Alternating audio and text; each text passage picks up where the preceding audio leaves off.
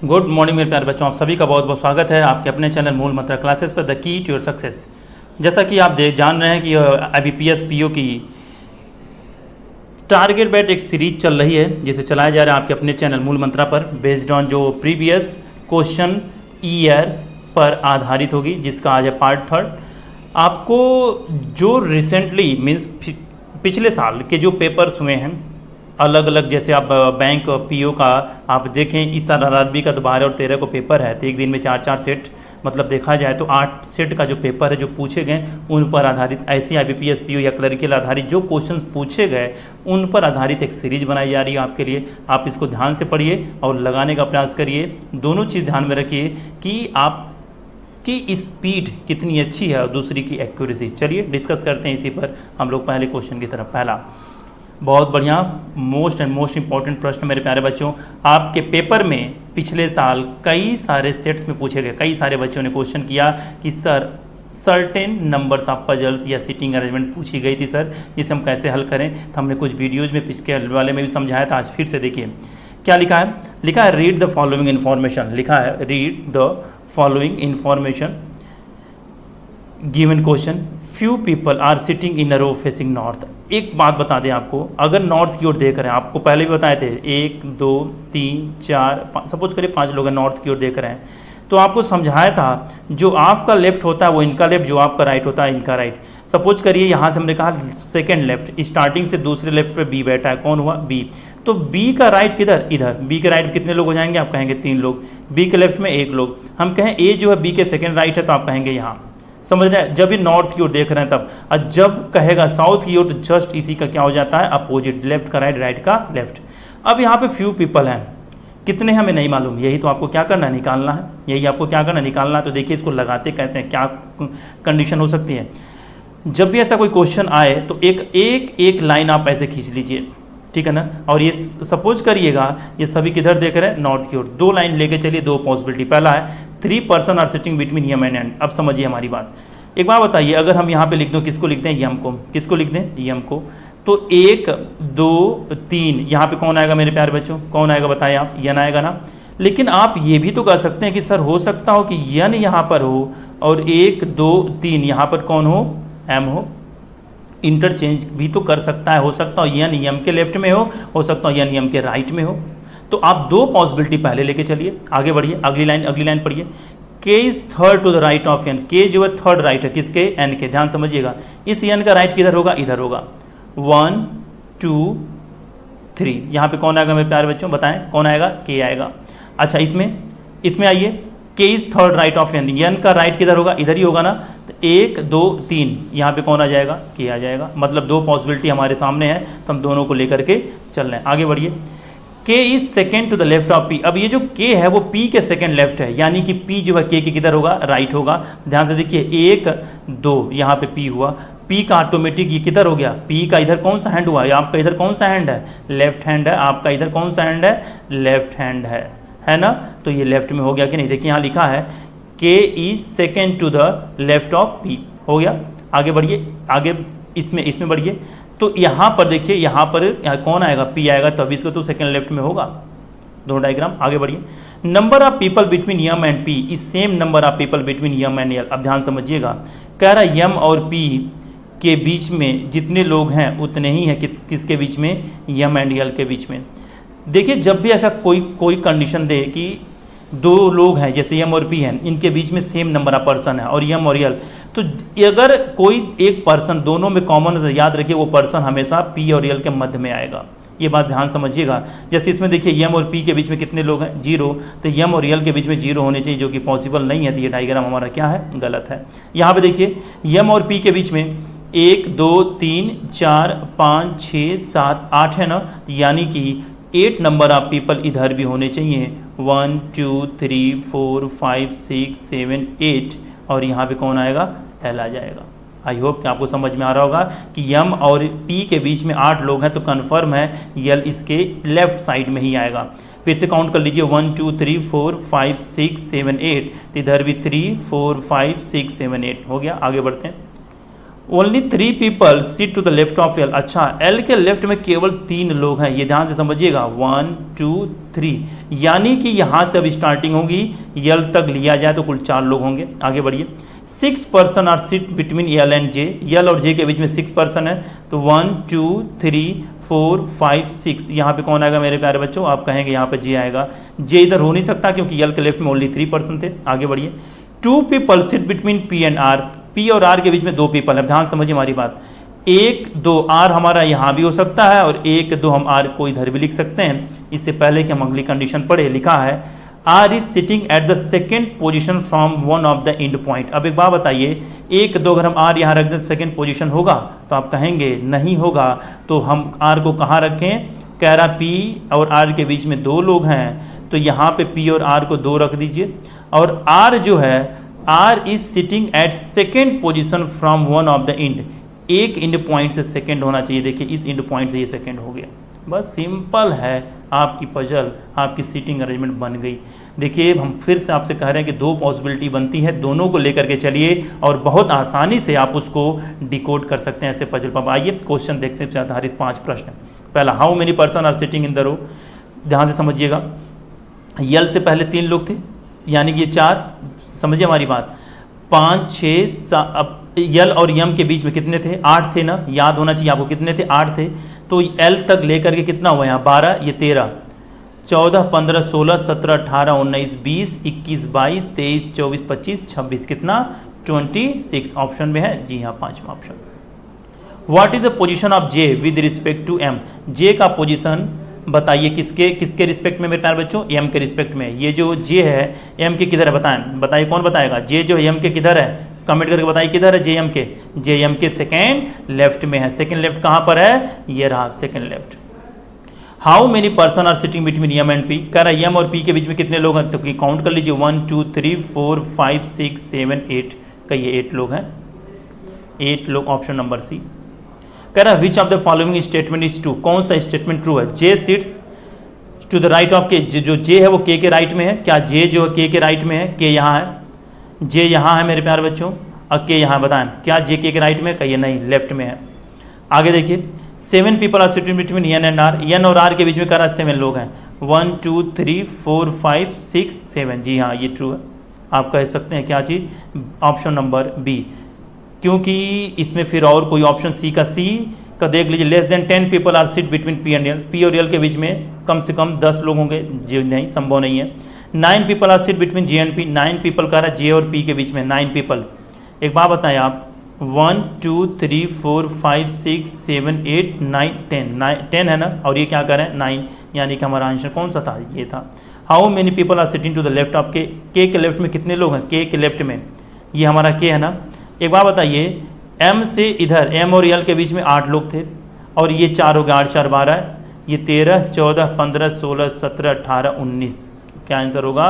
19, ये option number ए। Simple सा, बहुत आसानी से आप मेरे प्यारे बच्चों ध्यान समझिए, पजल को एक बार पढ़ा जाता है। जो चीज़ें पॉजिटिव में होंगी उसे डायग्राम में बनाइए, जो नेगेटिव होती है उसे कहीं साइड में नोट कर लीजिए, बाद में उठा करके दोनों को मर्ज कर दीजिए। आई होप कि आपको समझ में आया होगा। इसी क्रम में बढ़ते हैं। पिछले ही आपके पेपर में पूछा गया स्ट्रीलॉक्स, जो आपको पिछले 3 पार्ट में हमने समझाया था। जल्द से आप कमेंट करके बताएं इसका आंसर क्या होगा।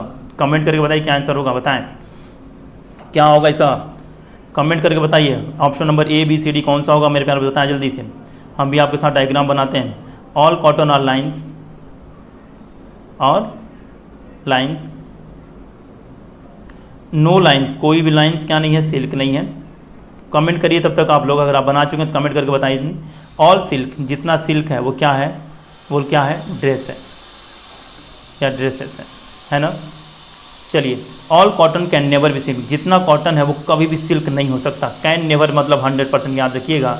ये नेवर का मतलब होता है 100%, कैन मतलब पॉसिबिलिटी होती है। एक बात बताइए, ये जो लाइन्स है ये क्या इस सिल्क में जाएगा? नहीं जाएगा ना। तो क्या इसके अंदर का कोई भी पार्ट आप इसके अंतर्गत ले सकते हैं? बताइए हाँ या ना। कभी ये पार्ट पूरा इसके अंदर जाएगा? कहिए बिल्कुल नहीं। तो नेवर मतलब 100% होता है, पहला ट्रू है। दूसरा, ऑल लाइन, जितनी लाइन्स हैं वो ड्रेस हो सकती हैं। ध्यान समझिएगा। एक बात बताइए, ये आप हो, बी बच्चा, बॉय, ये पूरी मूल मंत्रा है। ये क्या है? पूरा मूल मंत्रा की ऑफिस है, हमारा कोचिंग सेंटर है, और इसमें ये हॉल नंबर 2 है। आपसे कहा गया आप हॉल नंबर 2 में नहीं जा सकते, लेकिन आप बाकी एरिया में तो आप जा सकते हैं ना। तो ध्यान से देखिए, वही लिखा पॉसिबिलिटी, आप आसानी से कर दीजिए बोथ आर ट्रू। सिंपल सा क्वेश्चन है, 1 नंबर आपके बन जाएंगे विद इन 15 सेकेंड के अंतर्गत। आगे बढ़िए, अगला बताएं, कमेंट करके बताइए क्या आंसर होगा, कमेंट करके बताइए क्या लिखा है। ऑल कार्ड्स आर स्पेड, जितना कार्ड है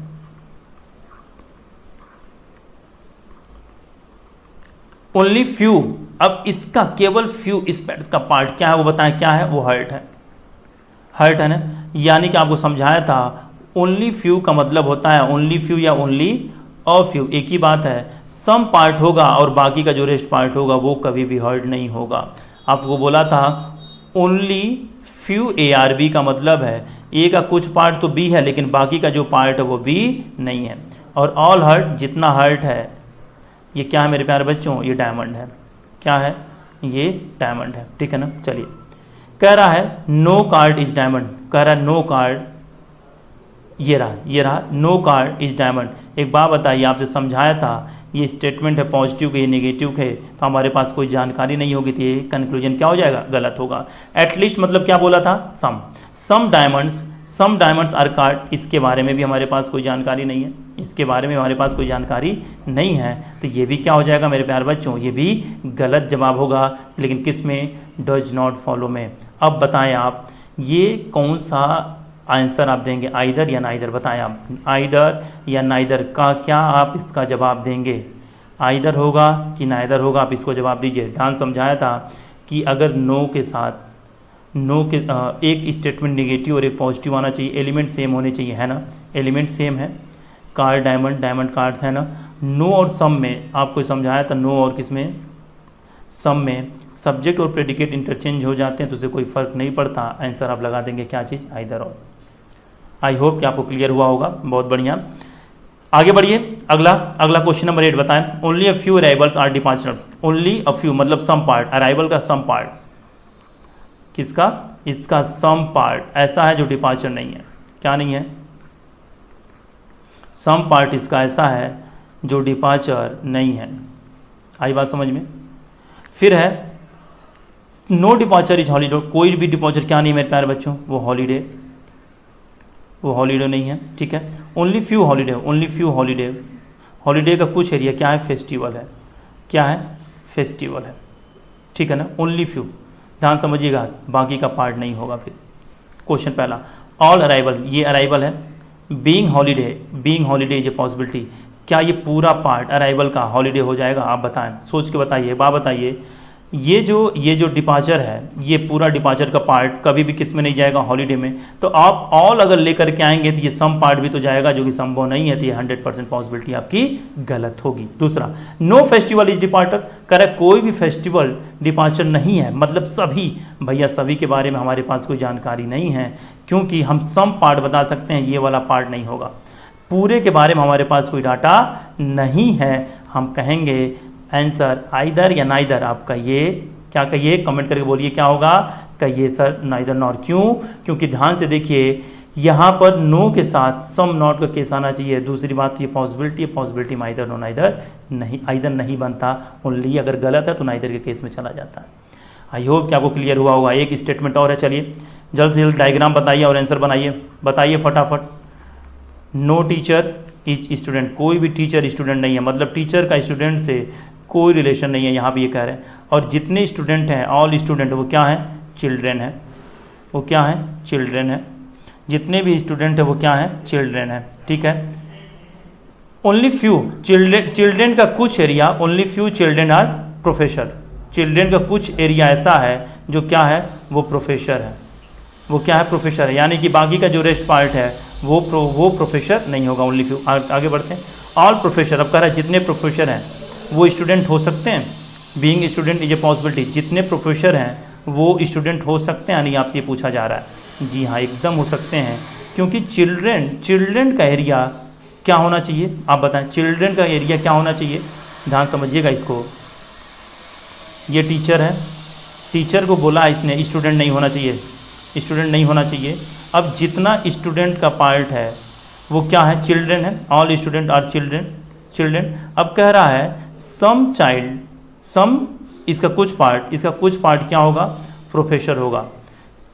क्या हम इसको ऐसे बना सकते हैं, क्योंकि अभी भी चाइल्ड का कुछ एरिया प्रोफेसर ने लिया है ना, और ये जो पार्ट है वो प्रोफेसर का नहीं होगा, यानी कि वो पॉसिबिलिटी में क्या होगा मेरे प्यारे बच्चों, सही हो जाएगा। आगे बढ़िए, some teacher are definitely not children, some teacher कह रहा कुछ टीचर ऐसे हैं जो 100% चिल्ड्रेन नहीं हैं। एक बात बताइए, टीचर का हमें स्टूडेंट से बताया गया है, आप इसके बारे में जानकारी नहीं दे सकते, आप कहेंगे only first conclusion is true. लेकिन अगर यही चिल्ड्रेन का कह देता तो हम बता देते, क्यों, क्योंकि स्टूडेंट कहाँ पर है, चिल्ड्रेन के अंतर्गत है, तो इसका आंसर निकाला जा सकता था। टीचर का कौन सा पार्ट है ये हम डिसाइड नहीं कर सकते। आई होप कि आपको ये 4 स्टेटमेंट इसके भी समझ में आए होंगे। तो हम समझ में आए तो थंब अप करिए। देखिए बिल्कुल आपके क्लास की चीज़ें हैं, आपके पैटर्न की चीज़ें हैं जो IBPS में पूछे जाएंगे। आई होप कि आपको समझ में आ रहा होगा। देखिए अगला कोडेड पर आधारित बहुत बढ़िया प्रश्न, हर पेपर में 2, 3, 4, 5 क्वेश्चन आते जरूर हैं। इसकी 3 भी हो सकता है, 4 भी, 2 तो कम देखने को मिलता है, 3, 4, 5 देखने को मिलता है ज़्यादा। चलिए पहला देखिए ध्यान से, hope to see you is coded को लिख रहा है RESONADI लिख रहा है ना, आप जानते होंगे। प्लीज़ अगर आपको मालूम है तो कमेंट करिए। मतलब इसका होप का इन्हीं 4 एलिमेंट में से कोई एक एलिमेंट का आंसर होगा ना। आइए क्वेश्चन पे, प्लीज़ का बताइए, ध्यान से देखिए। इसमें कहीं प्लीज़ है, जी नहीं। इस सेकंड वाले में प्लीज़ है, जी हाँ ये प्लीज़ हमें दिखा। इसमें कहीं प्लीज़ है, नहीं दिखा। इसमें लास्ट वाले प्लीज़ नहीं दिखा। अच्छा, जब केवल ये प्लीज़ सेकंड में दिखा, इन 5 या 6 एलिमेंट जो दिख रहे हैं आपको, इसमें ऐसा कौन सा एलिमेंट है जो केवल इसी में है? चलिए मिलाते हैं एक एक को। FI इसमें है, जी नहीं। FI इसमें है, जी नहीं। FI इसमें है, जी हाँ। तो FI तो हो नहीं सकता, क्योंकि जब प्लीज़ केवल सेकंड में है तो कोई एक एलिमेंट होगा जो केवल सेकंड में होगा। GE देखते हैं, जी हमको यहाँ दिख रहा है, GE भी नहीं होगा, ये भी हटा दीजिए। NA देखते हैं, NA हमको यहाँ दिख रहा है, यहाँ पर भी दिख रहा है, NA नहीं होगा, हटाइए। DI हमें यहाँ दिख रहा है, DI भी नहीं होगा। KE यहाँ पर भी नहीं है, इसमें भी नहीं है, इसमें भी नहीं है, KE हो सकता है भाई। ZO ये दिख रहा है, आंसर आप बहुत आसानी से कर देंगे, क्या होगा, KE। जब केवल प्लीज सेकंड में था तो एक एलिमेंट ऐसा जो केवल सेकंड में है, वो क्या है, KE, इसका आंसर हो गया। आगे बढ़ते हैं, क्वेश्चन नंबर 11 का बताएं। SO किस चीज़ के लिए स्टैंड करेगा, आप ये बताइए। SO किस चीज़ के लिए स्टैंड करेगा, जल्द से जल्द बताएं। SO यहाँ पर है, SO है ना। इसमें कहीं पर है SO, जी नहीं। इसमें है SO, जी हाँ यहाँ दिखा, इसमें नहीं दिखा। यानी कि ये फर्स्ट और थर्ड लाइन में ऐसा कौन सा वर्ड है जो कॉमन है? ध्यान से देखिए, होप हमें तो दिख रहा है, होप हमें दिख रहा है भाई, होप दिखा। टू भी हमको दिखा, होप भी दिखा, क्या दिखा, टू भी दिखा। लेकिन टू, ध्यान से देखिए, टू यहाँ पर भी है। केवल एक लेटर, एक वर्ड ऐसा होना चाहिए जो फर्स्ट और थर्ड में कॉमन हो, तो टू तो नहीं हो सकता।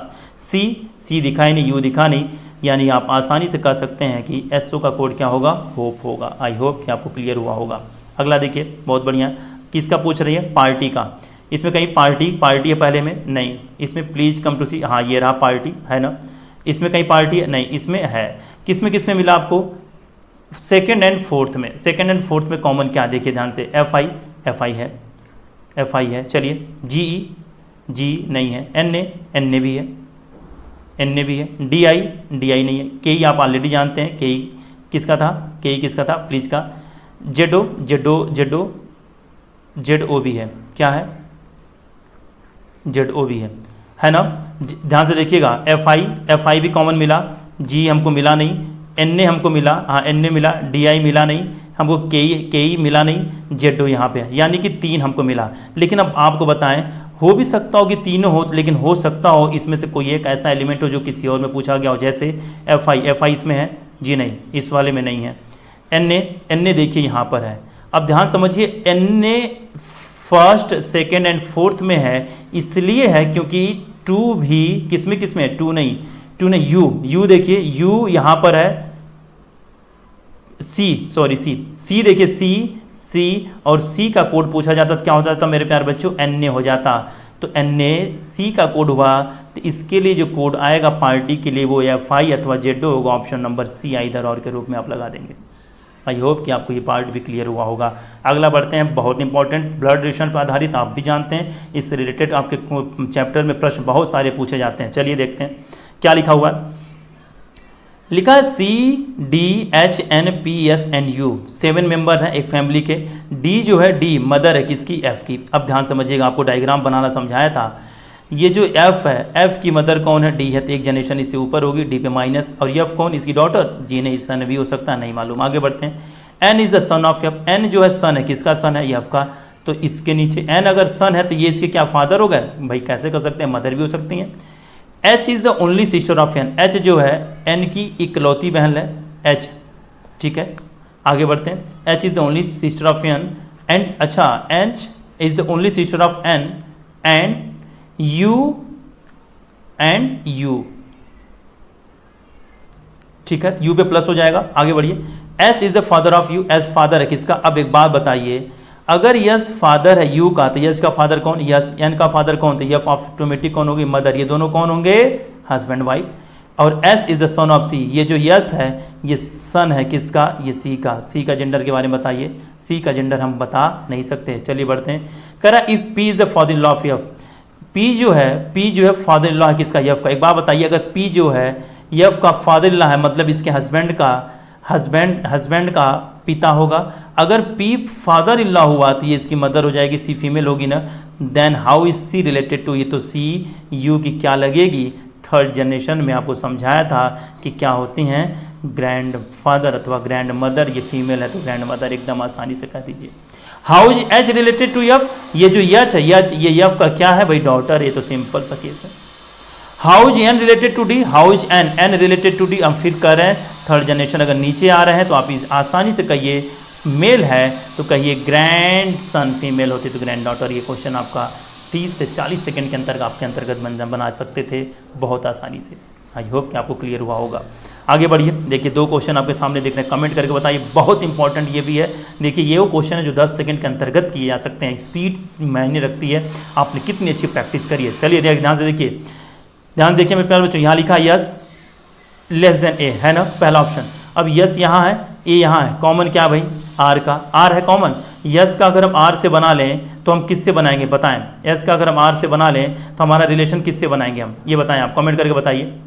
एस का अगर हम आर से बनाएं तो हम किससे बनाएंगे, ये कमेंट करके बताइए आप हमें। एस ग्रेटर देन आर है, बोलिए एस ग्रेटर देन आर है ना, बोलिए हाँ है ना, एस ग्रेटर देन आर है। अब एक बात बताइए, ये जो यफ है, यफ ग्रेटर देन यस है, एफ जो है एफ ग्रेटर देन यस है, बोलिए एफ ग्रेटर देन यस है। अब यफ का यहाँ पे बी से दिया है, यफ का बी से दिया है, क्या दिया है, एफ जो है लेस देन है किससे, बी से, एफ लेस देन है बी से। और ये जो है ए जो है बी से बड़ा बराबर है ना, है कि नहीं। अब आप बताइए ये जो यस है वो ए से क्या होगा, आप कहिए सर ए से छोटा होगा, ए बी से बड़ा होगा। आपने पढ़ाया था ग्रेटर इक्वल और ग्रेटर आता है तो प्रायोरिटी हम ग्रेटर को देते हैं। ऐसे ही एफ का रिलेशन किससे बताना है, ओ से। तो एक बात बताइए, एफ का बी से तो आपको मालूम है ना, क्या मालूम है, B is greater than F. और यहाँ पे बी का तो आपको ओ से मालूम है, बी ओ से क्या है, बी ओ से ग्रेटर है। तो एफ और ओ का पूछ रहे हैं तो कर दीजिए साइन अपोजिट है, डिसाइड नहीं कर सकते, only first conclusion is follow. 17 पाइए, ध्यान से देखिए। डी का रिलेशन किससे बताना है, जी से। अब देखिए 3 अलग अलग स्टेटमेंट हैं, देखिए अब डी का रिलेशन हमें जी से बताना है और कॉमन क्या है, बी, कॉमन क्या है यहाँ पे, जी का रिलेशन क्या है, बी से। अब एक बात बताइए, बी का रिलेशन अगर हम बना लें ई से और ई का बना लें हम किससे, ई का किससे बना लें, डी से, तो हम ऐसे निकाल सकते हैं। ध्यान समझिएगा, जी इज ग्रेटर देन बी, है कि नहीं, है ना। अब बी जो है ई से, बी जो है ई से ग्रेटर देन आर इक्वल है, ध्यान से देखिए, बी जो है ई से ग्रेटर देन इक्वल है। और यहाँ ई जो है डी से, ई जो है डी से क्या है मेरे प्यारे बच्चों, ई जो है डी से ग्रेटर है। तो आपको बताना था जी डी से क्या होगा, जी डी से आपका ये ग्रेटर होगा, यानी कि डी जो है जी से स्मॉलर होगा। ये 100% गलत जवाब। ऐसे ही आप किसका निकाल लीजिए, बी से आर का। ये रहा बी, ये रहा आर। आप ये तो आपको कॉमन यहाँ ढूंढने की जरूरत ही नहीं इसी में, लेकिन साइन अपोजिट है तो गलत हो गया। अब आंसर आप बताएं आइदर की नाइदर, क्या कहेंगे, कमेंट करिए, कमेंट करके बताइए क्या आंसर होगा। कहिए सर नाइदर नॉर, कहिए नाइदर नॉर होगा सर, एलिमेंट अलग अलग हैं, आइदर के केस में नहीं जा सकता। अगला क्वेश्चन नंबर 18 का आंसर बताइए आप लोग, बताएं कौन बताएगा सबसे पहले। टी का रिलेशन पूछा जा रहा है सी से, टी का रिलेशन पूछा जा रहा है सी से। ध्यान से देखिए यहाँ पे टी से सी का, ये रहा टी, ये रहा सी, कॉमन क्या है एच, कॉमन क्या है एच। अब एच, एच ध्यान समझिए, एच का तो सी से दे दिए हैं, ये एच सी से ग्रेटर दे दिए हैं ना। और हमें कहाँ पहुँचना, टी तक, तो हम किसका निकाल लें, एफ का निकाल लें, एफ का सी से निकाल लें, एफ का किससे निकाल लें, सी से। तो एफ जो है सी से क्या है, less than or equal to F है, और यहाँ पर एफ का टी से दिया है, एफ जो है टी से क्या है मेरे प्यार बच्चों, एफ टी से ग्रेटर देन आर इक्वल है ना। तो अब आप बताइए सी और टी का रिलेशन क्या होगा, सी और टी का, सी टी से ग्रेटर इक्वल होगा कि इक्वल होगा, कि सिर्फ ग्रेटर होगा। आप कहिए सर ये या तो ग्रेटर होगा या तो इक्वल होगा।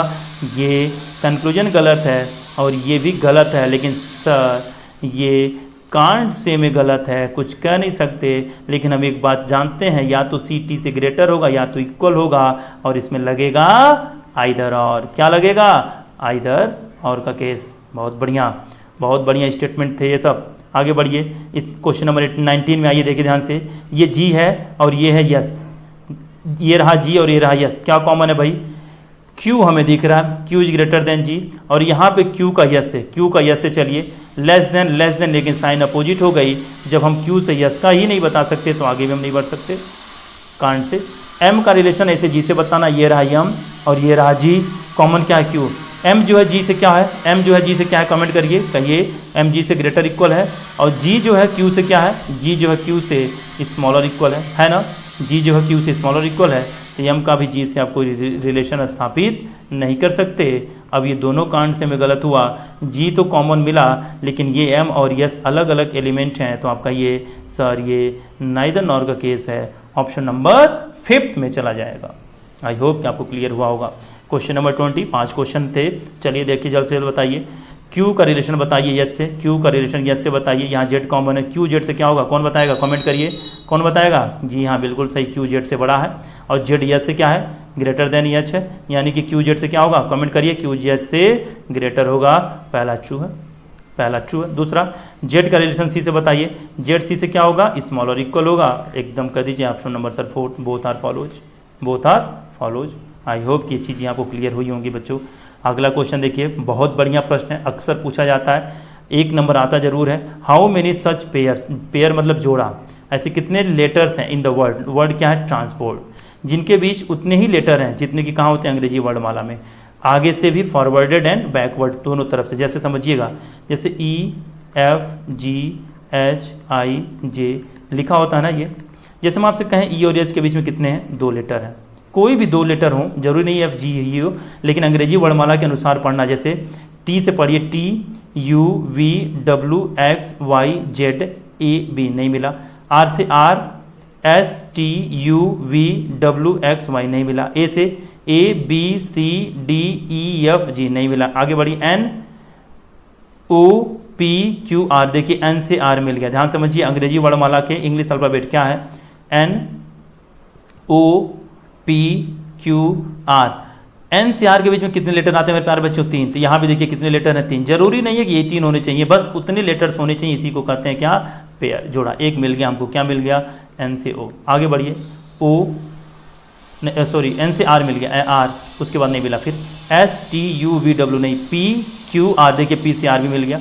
पी से आर के बीच में 1 होते हैं, तो पी से आर के बीच में भी दिया है, पी आर मिल गया, पी से आर। ओ पी क्यू नहीं, आर एस टी नहीं। अब forwarded, T U V W X Y Z A B, R S T U V W X Y मिला नहीं। ओ पी 1 मिल गया, देखिए ध्यान से देखिए, ओ पी 1 और मिला।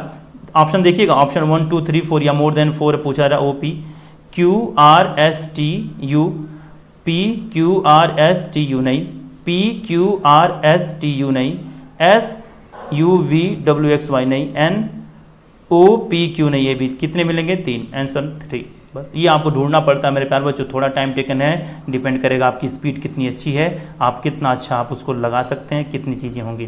क्वेश्चन नंबर 22 to 26 आपके सामने कंप्यूटर स्क्रीन पे दिख रहा है। क्या दिख रहा है, ध्यान से देखिए। Direction study the following information given question answer based on the 5 people A B C D and E who likes different colors blue, orange, red, pink, black, not necessary in the same order, not necessary in the same order, they all are sitting in a line facing north। अब देखिए ध्यान से, 5 person हैं एक line पे बैठे हुए हैं, 5 पर्सन हैं, कहाँ बैठे हुए हैं प्यारे बच्चों, एक लाइन में बैठे हुए हैं। सभी किधर देख रहे हैं, नॉर्थ की ओर। ये अलग अलग कलर पसंद करते हैं और केवल ये कंडीशन है, ये आपको बताना है, ये आपको क्या करना है, ये आपको बताना है। और ऑप्शन इसके 5 हैं, क्वेश्चन नंबर इसके 5 हैं। बताइए क्या जवाब होगा, क्या जवाब होगा, आप इसके क्या आंसर देंगे, आप क्या आंसर बनाएंगे आप। ये 5 क्वेश्चन, ये क्वेश्चन हम आपके लिए होमवर्क रखते हैं, आप इसे लगाएं और कमेंट करके आप हमें कमेंट करके बताएं कि इसका आंसर क्या होगा। ठीक है मेरे प्यारे बच्चों, ये 5 क्वेश्चन आपका होमवर्क है। आज के लिए इतना ही। कल फिर हम नंबर बंचेस, लेटर बंचेस और भी कई सारे सिटिंग अरेंजमेंट और पजल के बारे में हम लेकर के आएंगे। 35 क्वेश्चंस के बारे में डिस्कस करेंगे। तब तक के लिए थैंक यू। सब्सक्राइब करिए, शेयर करिए, लाइक करिए। मूल मंत्र हमेशा आपके लिए। Thank you very much.